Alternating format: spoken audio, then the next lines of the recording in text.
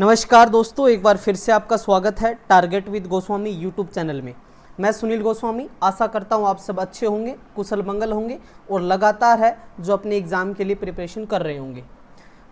NCERT Indian geography की series हमने start की, जिसमें अभी तक हम जो हैं 2 लेक्चर हैं वो कंप्लीट कर चुके हैं। तो वो आपने नहीं देखे हैं तो आप प्लेलिस्ट में जाइए या डिस्क्रिप्शन में आपको लिंक मिल जाएगा, तो वहाँ से वो फर्स्ट और सेकंड लेक्चर आप देख सकते हैं। ये कंप्लीट महेश वर्णवाल सर की जो महेश कुमार वर्णवाल की जो एनसीईआरटी पैटर्न की है, ये एक आपको क्विक रिवीजन के तौर पे मैं करवा रहा हूँ। कंप्लीट पॉलिटी में करवा चुका हूँ, तो जिन बच्चों को पॉलिटी में दिक्कत है या अच्छे से रिवीजन करनी है, चाहे वो एचसीएस के बच्चे हैं या हरियाणा एसआई के हैं, कांस्टेबल के हैं, पटवारी के हैं, ग्राम सचिव के हैं, तो वो प्ले लिस्ट में जाइए और कंप्लीट, ना ही आपको बुक खरीदने की ज़रूरत, बहुत अच्छी जो है आपकी वहाँ पर रिविज़न हो जाएगी। तो आज हम लेक्चर नंबर 3 करने वाले हैं और ये इसी बुक का जो है चैप्टर नंबर कौन सा है, चैप्टर नंबर 2 है। भारत का भौगोलिक स्वरूप हम पढ़ रहे हैं। एक लेक्चर इसमें हम पहले कर चुके हैं, ये लेक्चर नंबर 2 है। तो आज इसके अंदर बहुत ही महत्वपूर्ण क्वेश्चन हम डिस्कस करने जा रहे हैं, तो वीडियो को अंत तक देखें, लाइक शेयर और चैनल को सब्सक्राइब करना ना भूलें।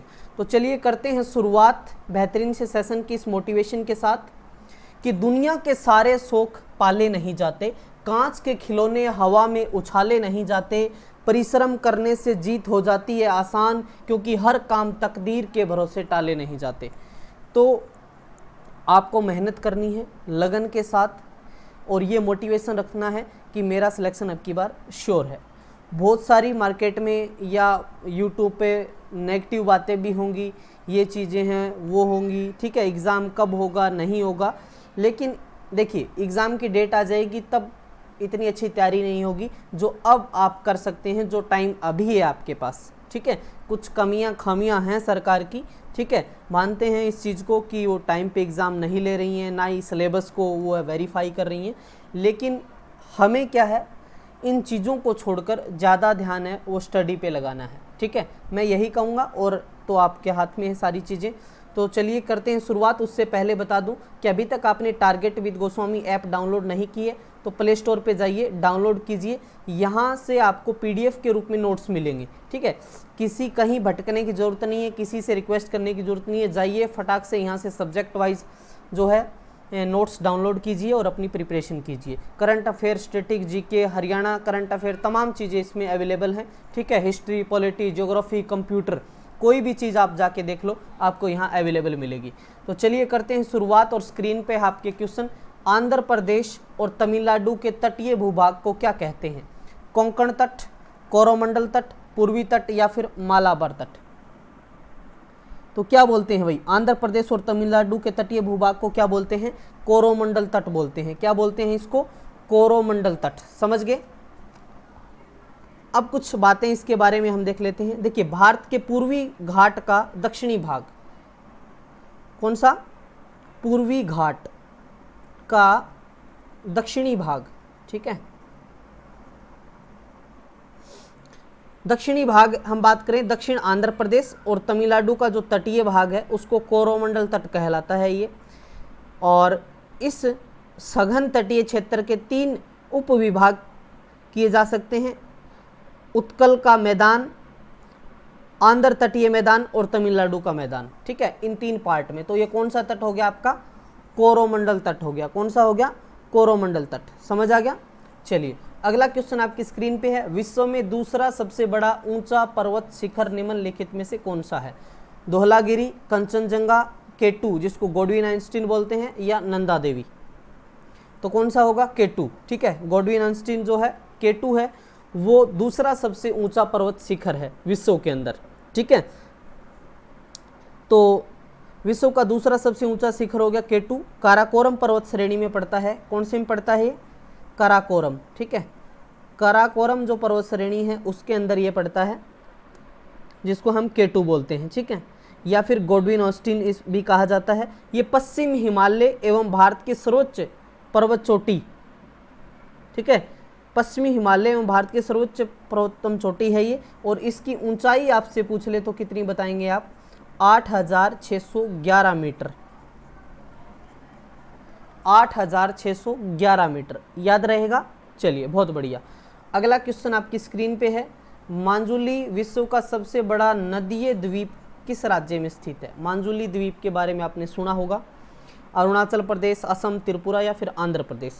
तो ये असम में, आजकल इसको असोम बोलते हैं, ठीक है, असम के अंदर है मांजुली द्वीप। विश्व का सबसे बड़ा नदीय द्वीप है, नदी द्वारा बनाया गया द्वीप है, जो असम राज्य में कौन सी नदी पे है? ब्रह्मपुत्र नदी पे है, ठीक है, ब्रह्मपुत्र, बर्मा जी का पुत्र, ठीक है। और बाकी नदियाँ जो हैं स्त्रीलिंग है और ये पुल्लिंग है, बर्मा जी का पुत्र, ब्रह्मपुत्र, ठीक है, के मध्य में स्थित पड़ता है ये। इस द्वीप का जो कुल क्षेत्रफल है वो 1250 वर्ग किलोमीटर है, ठीक है, 1250 वर्ग किलोमीटर एरिया में ये फैला है। और यहीं पर ब्रह्मपुत्र नदी सुबनसिरी नदी से मिलती है इसी स्थान पे।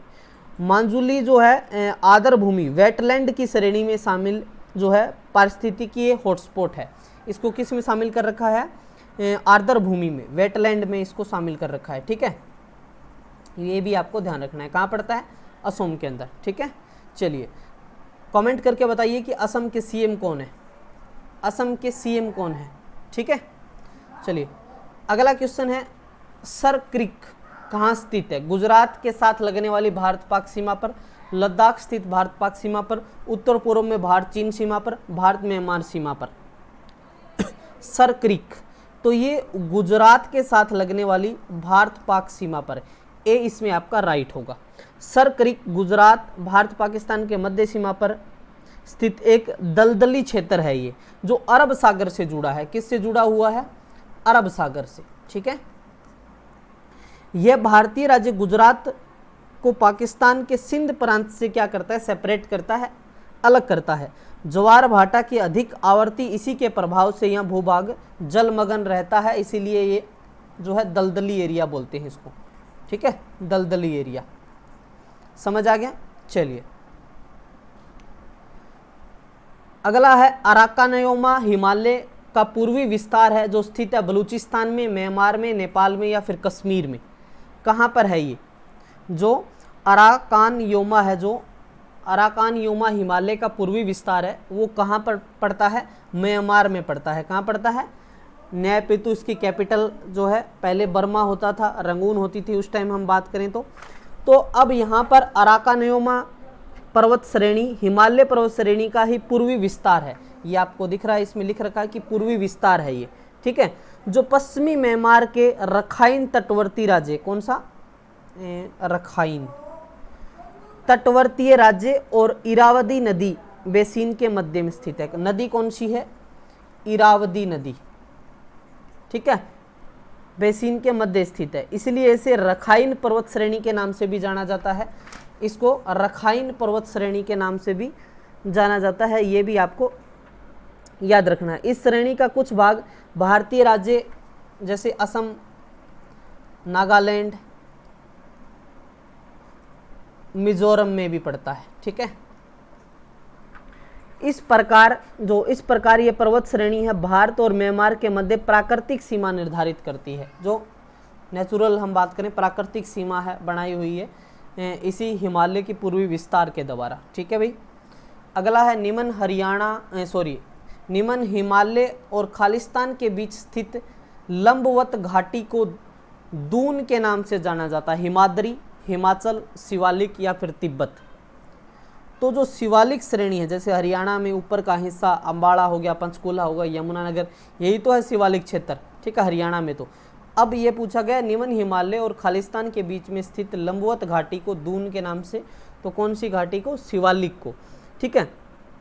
शिवालिक निम्न जो हिमालय है के दक्षिणी ढाल तथा शिवालिक श्रेणी की उत्तरी ढाल के मध्य में अनेक चौरस तल वाली लंबवत घाटियां हैं, कोणधारी वन है, अनेक छोटे छोटे घास के मैदान भी हैं यहाँ पर, ठीक है।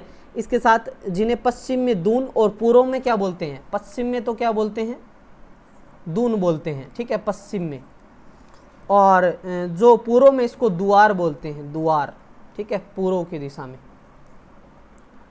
समझ आ गया? और उत्तराखंड में इसे वुग्याल या पयार अन्य नाम से भी जानते हैं। देहरादून और हरिद्वार इसी का उदाहरण है। तो उत्तराखंड में इसको क्या बोलते हैं? पयार बोलते हैं, ठीक है, पयार, या फिर एक और नाम है वुग्याल। इसी को बोले जाता है। समझ आ गया? चलिए अगला क्वेश्चन है, अरब सागर के द्वीपों में से किस भाग को मिनिकोय द्वीपों के नाम से जाना जाता है? मिनिकोय द्वीप, उत्तरी, पूर्वी, दक्षिणी, पश्चिमी, बताइए। तो राइट होगा आपका दक्षिणी। ठीक है, लक्षद्वीप के दक्षिणी भाग में बिखरे जो छोटे छोटे द्वीप हैं उनको मिनिकोय द्वीप कहा जाता है। छोटे हैं ना। अरब सागर में स्थित मिनिकोय भारतीय द्वीप समूह लक्षद्वीप के सबसे दक्षिण में स्थित एक एटोल, एटोल मतलब प्रवाल द्वीप है। यहाँ मौसम जो है मौसम वेधशाला एवं प्रकाश स्तंभ लाइट हाउस स्थित है। एक तो मौसम वेधशाला है यहाँ पे, और एक है प्रकाश लाइट हाउस स्थित है। ठीक है, लाइट हाउस दक्षिणी। ठीक है, अरब सागर के द्वीपों में किस भाग को मिनिकोय कहते हैं? तो दक्षिणी भाग को मिनिकोय बोला जाता है। ठीक है, खालिस्तान के बाद हिमालय दक्षिण की ओर एक तिरछा मोड़ बनाते हुए भारत की पूर्वी सीमा के साथ फैल जाता है।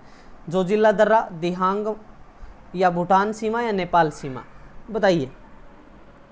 तो जो हम बात करें दिहांग, जिसे महाखंड बोलते हैं, तो ये जो है हम बात करें दिहांग महाखंड के बाद हिमालय पर्वत श्रेणी दक्षिण की ओर एक जो है तिरछा मोड़ बनाती है। ठीक है, मोड़ बनाती है और भारत की पूर्वी सीमा के साथ फैल जाती है, जहाँ इसे मिजो, मीरी, मिसमी, डफला, पूर्वांचल आदि पहाड़ियों के नाम से जानते हैं। मतलब पार्ट तो हिमालय का ही है और छोटी छोटी पहाड़ियाँ हैं, मिजो है, मीरी है, मिसमी है, डफला है, ठीक है, पूर्वांचल आदि पहाड़ियों के नाम से इनको संबोधित किया जाता है, बोला जाता है।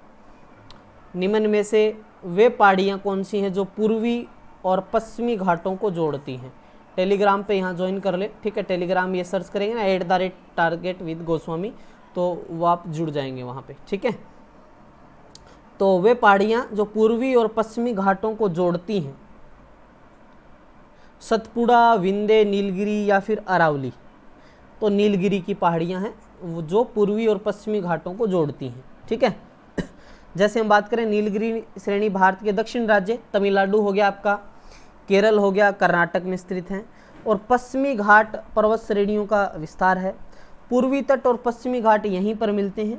इसी श्रेणी की सबसे जो ऊंची चोटी है उसे डोडा बेटा बोलते हैं। ठीक है, डोडा बेटा जो 2637 मीटर जिसकी ऊंचाई है डोडा बेटा की, और कहाँ पड़ती है ये? तमिलनाडु में। ठीक है, डोडा बेटा कहाँ पर है? तमिलनाडु। ठीक है,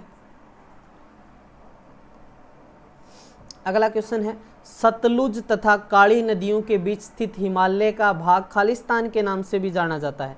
पंजाब हिमालय, नेपाल हिमालय, कुमायूं हिमालय या फिर असम हिमालय, बताइए। अच्छा क्वेश्चन है, सतलुज और काली नदियों के बीच जो हिमालय है उसको खालिस्तान के नाम से, तो उसको कुमायूं हिमालय कहते हैं। क्या कहते हैं? कुमायूं हिमालय। सतलुज तथा काली नदियों के बीच में स्थित भाग को कुमायूं हिमालय कहा जाता है, और ये कहाँ पड़ता है? उत्तराखंड और हिमाचल राज्य में ये है, दोनों में। ठीक है, उत्तराखंड हो गया और आपका यूके और HP, ठीक है, हिमाचल, ठीक है, के राज्य में स्थित है। इसका सर्वाधिक भूभाग उत्तराखंड में पड़ता है। ठीक है, सर्वाधिक उत्तराखंड में है, विस्तृत है। नंदा देवी, कामेत, त्रिशूल, केदारनाथ, बद्रीनाथ, दूनगिरी, गंगोत्री आदि इसी की श्रेणी प्रमुख चोटियां हैं। ये गंगा, यमुना तथा रामगंगा नदियों का उद्गम इसी श्रेणी से होता है। ठीक है भाई, इस श्रेणी के पूर्व में नेपाल हिमालय तथा पश्चिम में इसके कश्मीर हिमालय लगता है। तो समझ आ गया आपको कुमायूं हिमालय कौन सा हो गया। ठीक है, अगला है तीस्ता और दिहांग नदियों के मध्य आने वाले हिमालय के भाग को कौन सा हिमालय कहते हैं? नेपाल, कश्मीर, असम, जम्मू। तीस्ता और दिहांग, तो इसके बीच में आने वाले हिमालय को क्या कहते हैं? असम हिमालय बोलते हैं। ठीक है, असम। तो तीस्ता और दिहांग है, उसके बीच में जो स्थित पर्वत श्रेणी है उसको असम हिमालय के नाम से जानते हैं। जो पश्चिम में जो है तिब्बत से लेकर पूर्व में भूटान की पूर्व सीमा तक है। ठीक है, तसांग सुना होगा आपने, तसांग जो तिब्बत में पड़ता है ना, तसांगपो, सांगपो। ठीक है, आपने तय साइलेंट होता है इसमें, सांगपो बोलते हैं।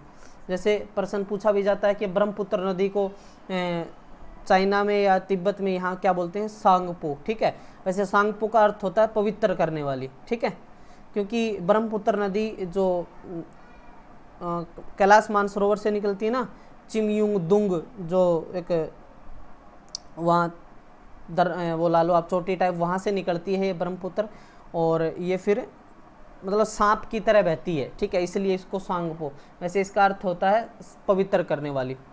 तो सांगपो से लेकर पूर्व में भूटान की पूर्व सीमा तक विस्तृत है। इस प्रकार इस श्रेणी का विस्तार दक्षिण पूर्वी तिब्बत, उत्तरी असम, सिक्किम, भूटान, अरुणाचल प्रदेश में है। इस श्रेणी की सर्वोच्च चोटी है नामचा बरुआ। ठीक है, नामचा बरुआ, नामचा बरुआ है दिहांग। ठीक है, जैसे ब्रह्मपुत्र नदी प्रवेश करती है, हम बात करें तो उसको क्या बोलते हैं, दिहांग बोलते हैं। ठीक है, दिहांग महाखंड इसी क्षेत्र में स्थित है। तो दिहांग आ गई, दिहांग आ गई, ब्रह्मपुत्र नदी जब प्रवेश करती है तो उसको इसी नाम से संबोधित किया जाता है। ठीक है, आगे बात करते हैं हम, निम्नलिखित में से किसे सह्याद्री पर्वतमाला भी कहा जाता है? पूर्वी घाट, पश्चिमी घाट, शिवालिक पहाड़ी या विंध्य पर्वत। तो राइट होगा आपका पश्चिमी घाट। किसको बोलते हैं, सह्याद्री पर्वतमाला भी कहा जाता है पश्चिमी घाट को। भारत के पश्चिमी तट पर स्थित पर्वत श्रृंखला को पश्चिमी घाट सह्याद्री पर्वत श्रेणी भी कहते हैं। ये दक्कन के पठार के पश्चिमी तट के समांतर उत्तर में जो है ताप्ती के मुहाने से और दक्षिण में कन्याकुमारी तक 1600 किलोमीटर की लंबाई में विस्तृत है। ठीक है, दोबारा सुन लो इस बात को। ये दक्कन के पठार, जो दक्कन का पठार के पश्चिमी तट के समांतर पैरेलल उत्तर में ताप्ती के मुहाने से दक्षिण में कन्याकुमारी तक 16 किलोमीटर की लंबाई में विस्तृत है। ये पहाड़ियाँ गुजरात, जो सह्याद्री की बात हो रही है ना, गुजरात हो गया आपका, फिर महाराष्ट्र हो गया आपका, इसके बाद गोवा हो गया आपका, फिर कर्नाटक हो गया आपका, इसी में केरल भी आ जाता है, तमिलनाडु राज्यों में स्थित है ये सह्याद्री, जिसको पश्चिमी घाट बोलते हैं। केरल के तट को क्या कहते हैं भाई? केरल के तट को कोंकण तट कहते हैं, मालाबार, कोरोमंडल या फिर कोनारा तट, क्या बोलते हैं? तो क्या बोलते हैं इसको? मालाबार तट बोलते हैं। क्या बोलते हैं? मालाबार। केरल तट को मालाबार तट, जो मंगलुरु से कन्याकुमारी तक विस्तृत लंबा और संकड़ा समुद्र तट तटीय क्षेत्र है। ये भारत के दक्षिण पूर्वी भाग में अरब सागर के तट से लगा हुआ है। किससे टच करता है? अरब सागर से। ठीक है भाई, और दक्षिण भारत का सर्वाधिक वर्षा वाला क्षेत्र है ये। ऐतिहासिक रूप से प्रसिद्ध ये तट अपने मसालों के व्यापार के लिए जाना जाता है, क्योंकि आपको पता है ये केरल के अंदर जो मसालों के लिए केरल जाना जाता है। ठीक है, काली मिर्च वगैरह, ये सारे ही मसाले होते हैं, लौंग हो गया, काली मिर्च हो गया। इसके साथ साथ हम बात करें, केरल जो है सेक्स रेशियो में सबसे ऊपर है, लिटरेसी में सबसे ऊपर है, तमाम बातें हैं इसकी। ठीक है, तो अगला है जोजिला दर्रा किसको जोड़ता है? श्रीनगर से लेह को, अरुणाचल प्रदेश से तिब्बत को, चंबा और स्पीति को, कालिम्पोंग और ल्हासा को। तो आप सब जानते हैं, तो श्रीनगर और लेह को जोड़ता है। ठीक है, श्रीनगर और लेह को। जोजिला दर्रा हिमालय पर्वत का पश्चिमी भाग है, जो पंजाब हिमालय में स्थित है। श्रीनगर और लेह को ये जोड़ता है। शीत ऋतु में ये दर्रा आवागमन के लिए बंद कर दिया जाता है, बंद रहता है ये। ठीक है, पुरातन काल में हिमालय के स्थान पर कौन सा सागर विद्यमान था? लाल सागर, अरब सागर, टेथिस सागर, मृत सागर? तो टेथिस सागर था। ठीक है, पुरातन काल में हिमालय के अस्तित्व में आने से पहले इसके स्थान पर टेथिस सागर विद्यमान था। हिमालय का निर्माण एक लंबे भूगर्भिक काल में होकर संपन्न हुआ है। पूर्व में इस पर्वत के स्थान पर टेथिस भूसंति थी, भारतीय प्लेट को यूरेशियाई प्लेट से अलग करती थी। इन दोनों प्लेटों के टकराने के कारण दोनों संलग्न जो अगर भूमियों में निक्षेपित अवसाद पर दबाव, जब प्रेशर बढ़ा तो जंतित भूसंचलन उत्पन्न हुआ, जिससे कुनलून एवं हिमालय की विभिन्न श्रेणियों का निर्माण हुआ। ठीक है, मतलब जो पूर्व की हम बात करें, भारतीय जो प्लेटें थी और यूरेशियाई थी, वो आपस में जब मतलब टकराई, तो इससे ये सारी चीज़ें हैं, मतलब हिमालय का विस्तार हुआ या जो भी श्रेणियां बनी। पहले ये टेथिस सागर था। कुल्लू घाटी किसके मध्य स्थित है? लद्दाख, पीर पंजाल, रंजोती और नागटिबा, महान हिमालय और शिवालिक, या धौलाधर और पीर पंजाल। तो जो लद्दाख और पीर पंजाल हैं उसके मध्य में स्थित है आपकी कुल्लू घाटी। ठीक है, ये हिमाचल प्रदेश का एक ज़िला है कुल्लू, और जो व्यास नदी घाटी में स्थित है। इस घाटी में सेब उत्पादन के लिए काफ़ी फेमस है, सेब के लिए ये जाना जाता है। क्लियर है भाई? चलिए, समझ आ गया। अंडमान तथा निकोबार द्वीप समूह में सबसे ऊंची चोटी कौन सी है? माउंट कोया, माउंट दिवोलो, माउंट सेडल या माउंट थुलियर? तो माउंट सेडल जो है, ठीक है, सेडल, तो सेडल चोटी पीक है, उत्तरी अंडमान द्वीप समूह में स्थित है, जो अंडमान निकोबार द्वीप समूह में सबसे ऊंची चोटी है। इसकी ऊंचाई फिर पूछी जाएगी, ऊंची है तो 732 मीटर। ये सेडल पीक राष्ट्रीय उद्यान द्वारा घिरा हुआ है। सेडल चोटी के ढलानों से ही कलपोंग नदी का उद्गम हुआ है। कौन सी नदी? कलपोंग। ठीक है, पूर्वी हिमालय की तुलना में वृक्ष रेखा ट्री लाइन का ऊंचाई मान पश्चिमी हिमालय में होता है अधिक, कम उतना ही होता है या असंबंधित परिवर्तन है इसमें कोई? बताइए। पूर्वी हिमालय की तुलना वृक्ष रेखा ट्री लाइन की हम बात करें तो कम होता है। ठीक है, ऊंचाई का मान पश्चिमी हिमालय में कम होता है।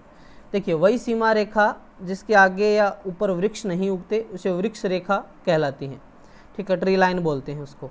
वर्षा की मतलब बारिश अधिक व ढलान के कारण पूर्वी तथा मध्य हिमालय में ट्री लाइन का मान 3600 से 3800 मीटर तक है, जबकि पश्चिमी तथा उत्तरी पश्चिमी हिमालय क्षेत्र में वृक्ष रेखा का मान है वो 3300 से 3600, तो इसलिए कम हुआ ना ये।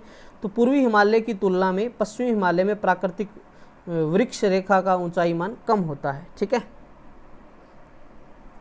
याद रहेगा क्या होता है? कम होता है।